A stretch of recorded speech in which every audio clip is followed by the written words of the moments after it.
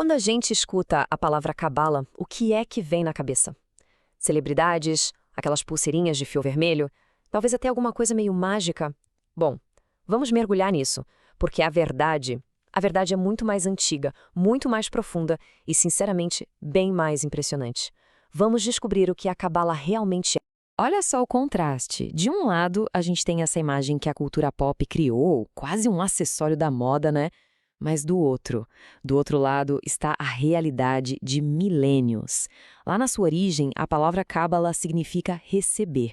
Mas receber o quê, exatamente? A tradição oral, secreta, que revela o sentido mais profundo, o sentido espiritual das escrituras. É como se, enquanto muita gente lê a letra da lei, os cabalistas estivessem perguntando, ok, mas qual é a alma por trás desse texto? E aí é que fica a grande pergunta, né?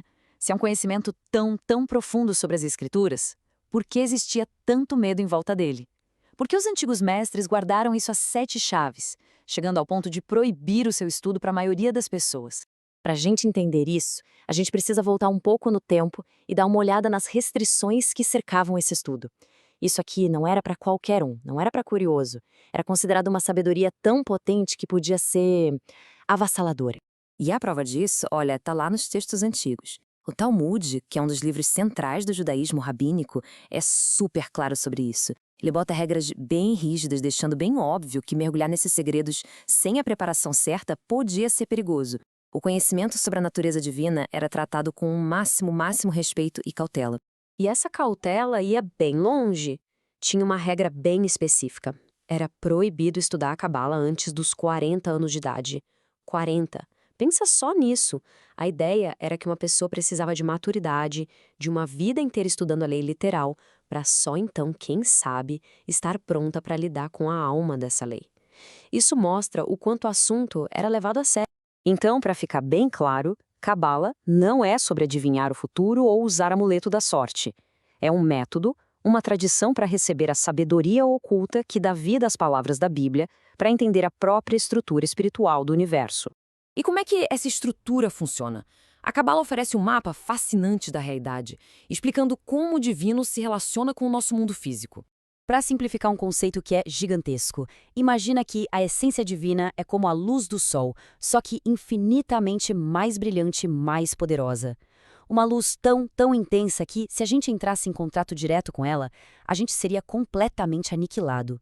Então, como é que essa luz infinita chega até nós de um jeito que a gente consiga suportar? A Cabala ensina que, para resolver isso, foram criados 10 filtros, ou canais, que são chamados de sefirot. Pensa neles como se fossem prismas divinos. Cada um desses canais, cada sefirá, vai modulando essa luz infinita e expressando um aspecto diferente do divino. Então tem um canal para a bondade pura, outro para o julgamento rigoroso, um para a beleza e harmonia e por aí vai. É só através dessa cadeia de filtros que a luz se torna suave o bastante para se manifestar e criar o nosso universo. Ok, mas se existe esse sistema divino que parece perfeito, por que o nosso mundo parece tão caótico, tão quebrado? A Cabala também tem uma explicação para isso, e ela nos dá uma verdadeira missão cósmica. Segundo a tradição cabalística, lá no processo da criação, a luz divina que descia era tão intensa que alguns dos vasos ou recipientes que deveriam contê-la simplesmente não aguentaram o tranco e se quebraram. Esse evento, esse cataclisma cósmico, é a raiz de todo o mal e de todo o caos que a gente vê no mundo. E é exatamente aqui que a gente entra na história. O conceito de Tikkun Olam, que significa reparo do mundo, é a resposta para esse problemão cósmico. Acredita-se que quando os vasos se quebraram, faíscas de luz divina ficaram presas na matéria. E a nossa missão secreta, através de cada boa ação, de cada oração, é encontrar e elevar essas faíscas, ajudando a restaurar a harmonia original do universo. É a espiritualidade colocada em prática. Agora, vamos amarrar todas as pontas. Como é que essa sabedoria judaica, antiga e secreta, se conecta com os ensinamentos que surgiram séculos depois, lá no Novo Testamento? As conexões, olha, são surpreendentes. Quando Yeshua ensinou a orar, venha o teu reino, muita gente lê isso pensando num evento lá no futuro. Mas, se a gente olhar por essa lente da Cabala, essa frase é uma descrição perfeita do Tikkun Olam. É um chamado ativo para a gente trazer a harmonia do céu para a terra, para reparar o mundo e estabelecer o reino aqui e agora. E quando ele diz, eu sou a luz do mundo, isso ganha uma dimensão completamente nova. Na Cabala, o Messias é visto como o canal perfeito, sabe? O condutor principal da luz divina para o mundo. Aquele que vem para acelerar esse processo de reparo. Ele não é só uma luz no sentido moral, mas a própria luz espiritual que sustenta a criação. O apóstolo Paulo também fala, com todas as letras, sobre uma sabedoria oculta em mistério.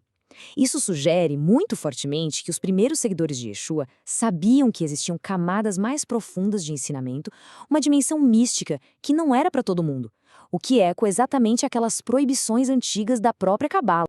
Tá, e o que a gente faz com tudo isso? O que isso muda na prática? Primeiro, nos convida a ler as Escrituras com outros olhos, buscando não só a história literal, mas também a lição moral e, claro, o significado espiritual oculto. Segundo, nos faz entender que nossas ações do dia a dia importam, e muito, num nível cósmico. Cada boa ação é uma faísca que a gente resgata. E, por fim, amplia nossa visão da missão de Yeshua. Não foi só para perdoar pecados, mas para restaurar a conexão que foi quebrada entre o divino e o mundo físico. E isso tudo nos deixa com uma última pergunta. A Cabala oferece uma chave para uma camada muito mais profunda das Escrituras?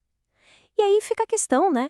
Se um sistema de pensamento tão profundo estava assim, oculto, bem debaixo da superfície, que outras verdades antigas será que podem estar esperando para serem redescobertas, escondidas bem na nossa frente?